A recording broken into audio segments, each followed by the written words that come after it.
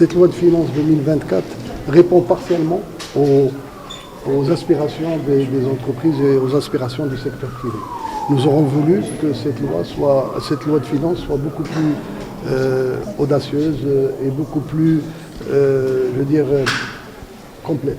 On parle de la TVA, la réforme de la TVA, nous avons voulu qu'elle soit plus complète.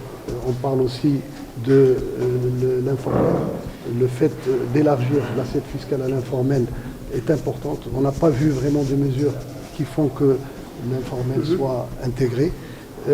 Et bien sûr, le Made in Morocco, quelque chose qui est important pour nous. Donc l'industrie marocaine, on doit l'aider avec des mesures douanières beaucoup plus assouplies pour que l'industrie locale puisse se développer. Nous avons aussi des chantiers importants, tant sur le côté social que sur la protection généralisée, sur la protection sociale généralisée. Donc ce qui est important maintenant, pour faire tout ça, pour réussir tous ces projets qui sont ambitieux et que nous encourageons de toutes nos forces, on a besoin des entreprises, qu'elles soient fortes, qu'elles soient résilientes, qu'elles soient appuyées aussi pour qu'elles puissent investir davantage, pour qu'elles aient confiance à l'investissement et aussi qu'elles puissent employer beaucoup plus de monde à l'avenir. 2023, bon, c'est une année particulière. On a eu une année, il y a eu une sécheresse, il y a eu un tremblement de terre qui a causé des dégâts majeurs.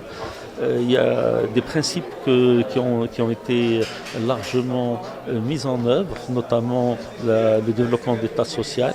Il y a également un environnement international qui a commencé au départ très défavorable et qui s'améliore petit à petit, mais qui reste quand même largement développable. On attend également une baisse des taux d'intérêt à l'étranger maintenant, c'est également annoncé, sur ce qui va aider à la reprise de la demande mondiale. Donc ça, c'est le bilan de l'année 2023. Du point de vue de la loi de finances de 2023, c'est une loi de finances qui était audacieuse par la réforme de l'IS qui a été engagée et qui donne également une visibilité sur ce plan-là. Il y a quelques insatisfactions qui demeurent et qui sont petit à petit corrigées. Bon, mais les principes restent valables au niveau de l'IS. C'est la réforme qui était annoncée, elle suit son train. Par contre, la loi de finances pour 2024, elle établit également, elle annonce certains nouveaux principes, notamment la réforme de la TVA, qui doit être, disons, actée de la neutralité de la TVA. Et sur ce plan-là, il y a une forme d'insatisfaction que le président a exprimée. Mais il faut reconnaître que l'année 2023 et donc ce qui est attendu pour 2024, c'est une année difficile.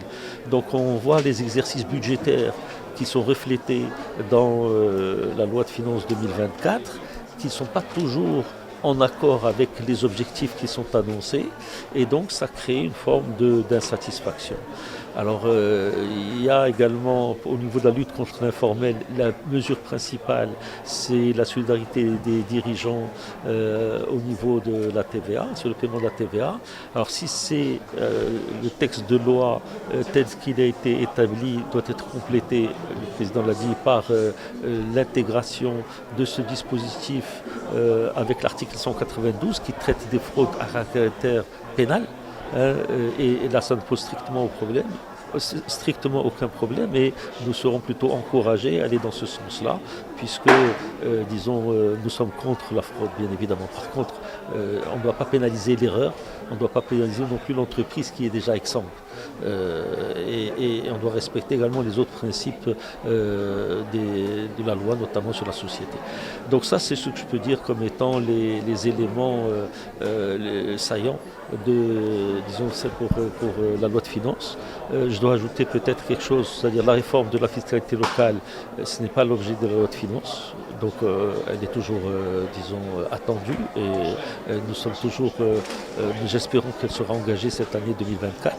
Il y a également l'aspect sur l'instabilité de certains niveaux d'imposition au niveau des droits de douane sur certains produits, et nous regrettons que la réforme des douanières pour booster l'industrie, le choc de compétitivité qui était attendu et mentionné dans le rapport sur le nouveau modèle de développement, elle est toujours en attente. C'est-à-dire l'industrie nationale continue à payer des droits de douane alors que le marché marocain est ouvert.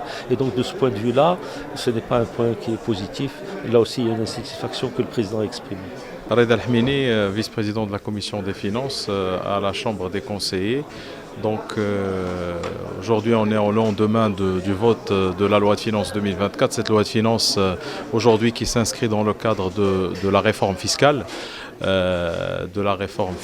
Initiée l'année dernière déjà par le premier chantier qui était l'impôt sur les sociétés. Cette année, donc, il y avait deux chantiers majeurs, donc, à savoir la réforme de la TVA. Donc, je pense qu'aujourd'hui, il y a un premier travail qui a été fait, amendé au Parlement, donc, pour pouvoir justement atteindre la neutralité de la TVA, souhaitée, demandée par les opérateurs économiques, pour justement avoir peu de taux. Donc aujourd'hui un passage de 5 taux à 3 taux en attendant cette neutralité. Et aussi il y avait des mesures qui concernent l'intégration du secteur de l'informel. On parle surtout de l'informel structuré, qui aujourd'hui constitue vraiment un obstacle et un blocage pour le développement de notre économie et la croissance de notre économie.